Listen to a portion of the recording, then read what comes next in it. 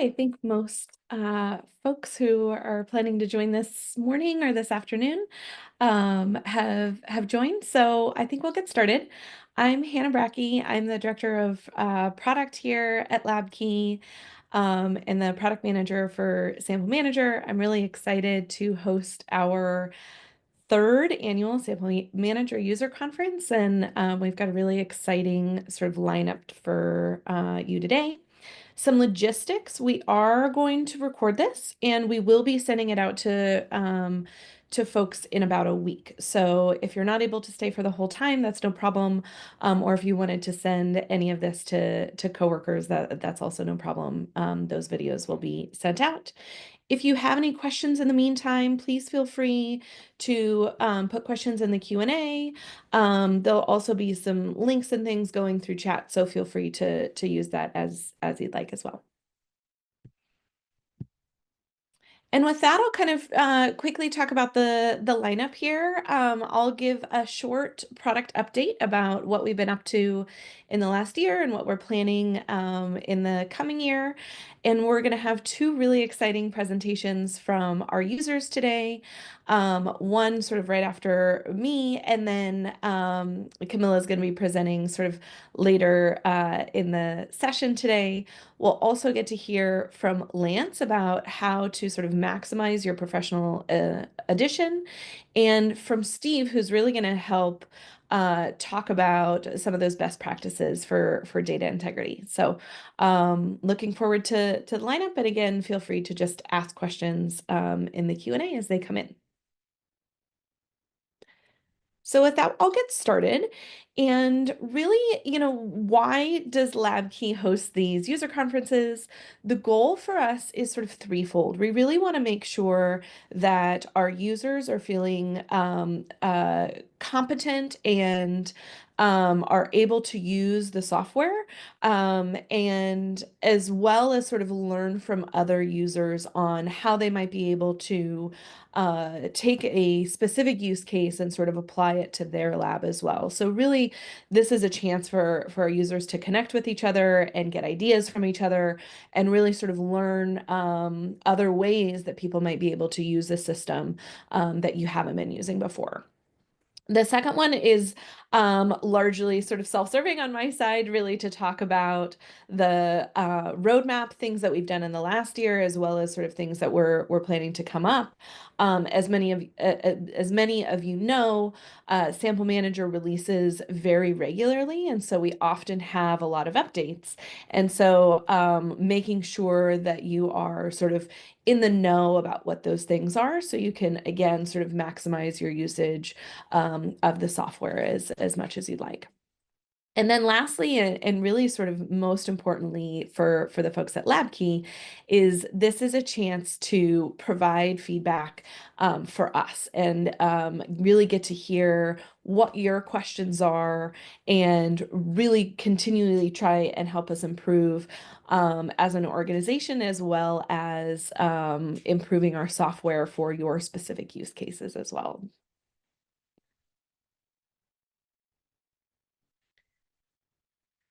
So just quickly, kind of the year in review, we've had another really exciting growth year where we've got a great increase in our users. For clients specifically, there's about 3 times the amount of samples that they had this time last year compared to what they had this time this year. And of course, this is the average. So some folks are much more than that, and some folks are a little bit less. But ultimately, to see folks using the software and being able to get value out of it is really exciting for me as the product manager. We also have a big increase in data. So not only sort of the sample records, but sources or assay data, workflows, ELN, that type of thing has seen a big increase, which is exciting. We have been able to sort of launch our support email, and Lance and others have done a really good job at sort of making sure that those emails and requests are getting answered and folks are feeling supported. And then ultimately, the other work that we've been doing this year, the majority of the effort at LabMe has been around sort of the features and enhancements that we've done in the last year. In terms of highlights for last year, there are three sort of main things as I was thinking about that excited me for what we did last year. And the first thing that I wanted to mention, and as many of you probably saw, is that customer survey. And so, really, we got a huge amount of responses and a really good amount of information from people around what changes we wanted to make to the sample manager dashboard. And so by using that customer survey, we think it was sort of a low touch way to reach out to you, get your input, and then ultimately we were able to deliver a piece of that new dashboard in December of last year, which was really exciting to have that quick of a turnaround. As I mentioned as well, we also launched our support email. So help@labkey.com is the way that most people are emailing us and messaging us now, which really gives us a lot more coverage rather than going into Lance's email or my inbox as well. And then lastly, the other thing that we did as an organization is brought our developers and designers and project managers into the lab for a day to extract DNA and use our software at the same time. And so the exciting part about that is that we're really able to for folks that have not worked in a lab before, kind of put them into the environment that you guys are so familiar with and really help gain sort of that customer understanding and empathy for what you guys are doing and how, of course, then we can improve our software for sort of real life scientists. And so in general, last year, our main focus really remained on improving sample and storage management. And so that's what you kind of see here. I sort of did a breakdown of the major features that we delivered. And a lot of that focus really still maintains on that sample and storage management. And that's really because that's what most of folks are coming to us for and using us for. And we want to continue to improve that as much as possible. We also made sure that we were continuing to deliver compliance features, as well as making sure sort of data integrity was intact. And so that's a big component as well, obviously. And then we also have made improvements to professional features like ELN and workflow, and folders and assay data management. And then the other two pieces, the visual improvements, we continually want to make sure that Sample Manager is easy to use and easy to understand, as well as then, you do all this work getting the data in. We want to make sure that it's easy for you to get that data out and report on what you need. And so all of those things, I think, really highlight the focuses that we've been working on in the last year.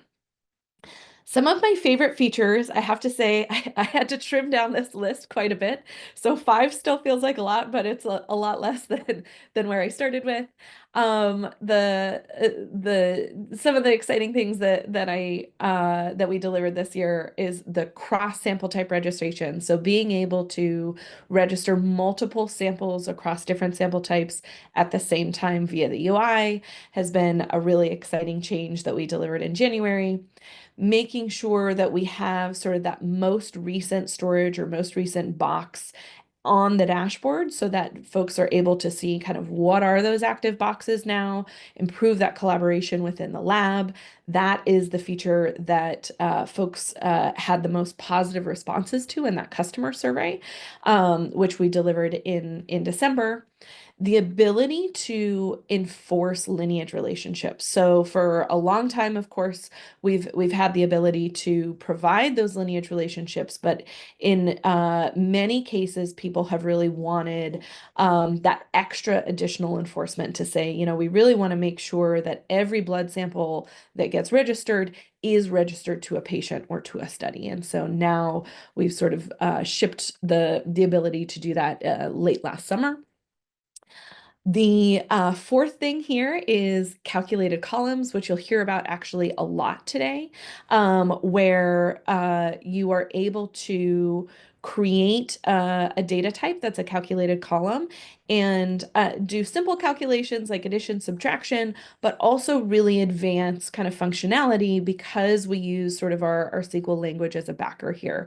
And so that's been really exciting. I know Lance has been working hard with some of our professional clients to help get them up and running on these. And then lastly, the ability to apply identifying fields, which we'll also hear about with Steve sort of later on, which is the ability to view other metadata about a sample outside of its sample ID when you're doing things like adding to storage or deriving samples to help give you that additional identification information as you're doing your work in the lab, but then also just to provide that extra context to help minimize any mistakes that might be happening as well. And so looking ahead kind of on what we've been starting on this year and what we're planning for the rest of the year, really sort of honing in on data integrity and making sure that we are able to provide you with features that help maintain that data integrity that everybody, I would say, really is desiring, as well as the ability to continue to enforce things more strictly or provide that flexibility for the labs that need it. So continuing our focus on that, continuing our focus on ease of use. It's one of the things that we get complimented on most is how easy our software is to understand and to implement. We want to continue to drive that home because our focus is for you to be working on the science, and so we really want to make sure that our software is as easy as possible, so you can focus your efforts in that direction. And then lastly, also the customer support piece. So making sure that we're continuing to partner with you, especially as labs might feel more turbulence this year or in upcoming months. Whenever, we can help support if you've got a new project or a partnering lab or somebody that is interested in using the software or expanding your use of software. We really want to make sure that we're there to help support what you're going through and again, so you can focus on that science piece and we can focus on the software. Okay, so with that, I'll kind of wrap up, and if there's any questions for me so far, feel free to put them in the Q&A or the chat, and I'll maybe give sort of 15 seconds for folks to get that started before I introduce our next speaker.